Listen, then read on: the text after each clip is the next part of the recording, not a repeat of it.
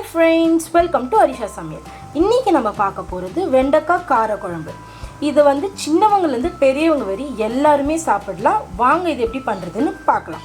ஒரு 15 சின்ன வெங்காயம், ஒரு பெரிய சைஸ் வெங்காயம், ஒரு 5 தக்காளி எடுத்து வச்சு பூண்டு இந்த மாதிரி கட் பண்ணி வச்சு மாதிரி ஒரு 10 வெண்டைக்காவை வந்து இந்த மாதிரி இந்த சைஸ்ல வந்து நல்லா கட் பண்ணிக்கோங்க. பெருசா இருந்தா தான் கார குழம்புக்கு நல்லா இருக்கும். சைஸ் புளியை வந்து நான் இந்த மாதிரி ஊற வச்சிருக்கேன். இப்போ வாங்க எப்படி சமைக்கிறதுன்னு பார்த்து வச்சுட்டு குக்கர் வச்சுக்கோங்க.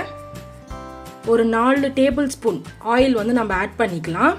ஏன்னா இதுக்கு வந்து கொஞ்சம் எண்ணெய் நிறைய இருந்தால் தான் ரொம்ப டேஸ்ட்டாக இருக்கும் இந்த வெண்டைக்காய் குழம்புக்கு. இப்போ நல்லா இந்த எண்ணெய் வந்து நல்லா சூடாகட்டும். இப்போது நம்ம 1 ஸ்பூன் ஜீரகம் போட்டுக்கலாம். இப்போ 1/4 ஸ்பூன் வெந்தயம் போட்டுக்கலாம். இப்போ 1 ஸ்பூன் கடுகு போட்டுக்கலாம். இப்போ இதெல்லாம் வந்து நல்லா பொரியட்டும். இப்போ கடுகு பொரிஞ்சு போட்டுக்கலாம். இது நல்லா பொரியணும். இப்போ அப்பதான் நல்லா இருக்கும். அந்த ஸ்மெல் வந்து அப்பதான் அந்த குழம்புக்கு ரொம்ப சூப்பரா இருக்கும். இப்போ நம்ம வந்து சின்ன வெங்காயமும் பெரிய வெங்காயமும் ஆட் பண்ணிக்கலாம்.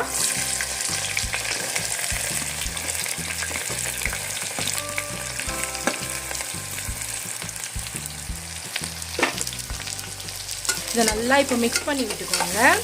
இது இப்போ நல்லா கோல்டன் ப்ரௌனில் வந்து நல்லா ஃப்ரை ஆகணும். இதை நல்லா வதங்க தான் குழம்பு வந்து ரொம்ப டேஸ்ட்டாக இருக்கும்.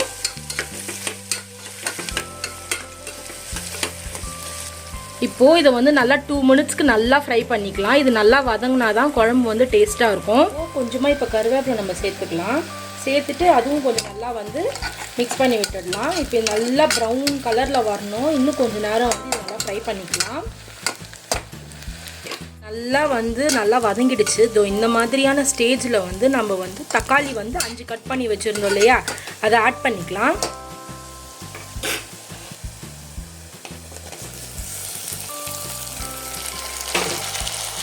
இப்போ இதையும் நல்லா வந்து நம்ம மிக்ஸ் பண்ணி நல்லா ஃப்ரை பண்ணிக்கணும்.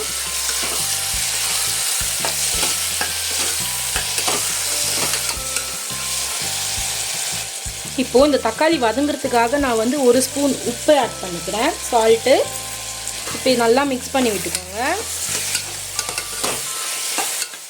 நல்லா இதுவும் தக்காளி கூட நல்லா வதங்கணும். நல்லா மெசிஞ்சு வர அளவுக்கு நல்லா வதக்கிக்கோங்க. ஒரு 5 மினிட்ஸ்க்கு நல்லா வதக்கிக்கோங்க. 5 மினிட்ஸ் ஆயிடுச்சு. இந்த ஸ்டேஜில் வந்து சன்னா மசாலா ஆட் பண்ணிக்கலாம். நம்ம இப்போ இது நல்லா மிக்ஸ் பண்ணி விட்டுக்கோங்க. இது நல்லா மிக்ஸ் ஆயிடுச்சு. இப்போ வந்து நம்ம வெண்டைக்காவை வந்து ஆட் பண்ணிக்கலாம். இப்போ இதை நல்லா மிக்ஸ் பண்ணிக்கோங்க. இது நல்லா அந்த வெண்டைக்காவோட நல்லா மிக்ஸ் ஆகணும். பண்ணியாச்சு. இப்போ 1.5 ஸ்பூன் மிளகா பொடி போட்டுக்கலாம். உங்கள் காரத்துக்கு ஏற்ற அளவுக்கு போட்டுக்கோங்க. இப்போ இதை நல்லா வந்து மிக்ஸ் பண்ணி விட்டுக்கலாம். நல்லா மிக்ஸ் பண்ணிக்கோங்க. அடி பிடிக்காத அளவுக்கு பார்த்துக்கோங்க.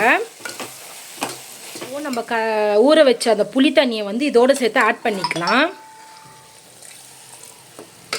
இந்த மாதிரி காரக்குழம்புக்கு எப்போவுமே புளி தண்ணியை வந்து நீங்கள் ஆட் பண்ணிங்கன்னா இன்னும் டேஸ்ட்டாக இருக்கும். இதை நல்லா இப்படி வந்து மிக்ஸ் பண்ணி விட்டுக்கலாம். இன்னும் கொஞ்சம் நம்ம தண்ணியை வந்து ஆட் பண்ணிக்கலாம். ஏன்னா இந்த காய் நல்லா வேகிறதுக்காக வந்து நம்ம ஆட் பண்ணுவோம். அந்த புளி தண்ணியில் கரைச்சோம் இல்லையா, அதுலேயே சேர்த்து ஆட் பண்ணிக்கோங்க.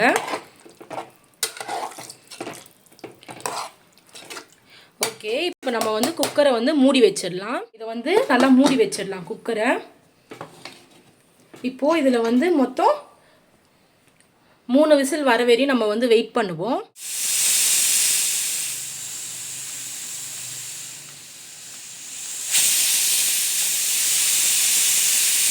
இப்போது ப்ரெஷர் எடுத்தாச்சு. நம்ம ஓப்பன் பண்ணிக்கலாம்.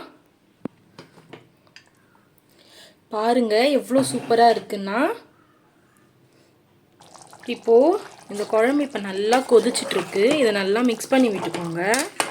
இப்போ இது நல்லா ஒரு கொதி வந்ததும் வந்து குழம்பு தயாராகிடும். இப்போ இந்த மாதிரி எண்ணெய் நல்லா திரிஞ்சு வருது. அப்போ குழம்பு ரெடி ஆகிடுச்சின்னு அர்த்தம். நம்ம ஸ்டவ் இப்போ ஆஃப் பண்ணிக்கலாம். நம்ம இது ஒரு பாத்திரத்தில் வந்து ஊற்றி வச்சிட்டோம். இதுதான் வெண்டைக்காய் சாம்பார். உங்கள் வெண்டைக்காய் காரக்குழம்பு உங்களுக்கும் பிடிக்கும்னு நினைக்கிறேன். இந்த வீடியோ உங்களுக்கு பிடிச்சிருந்தா லைக் பண்ணுங்கள், ஷேர் பண்ணுங்கள், கமெண்ட் பண்ணுங்கள். தேங்க்யூ.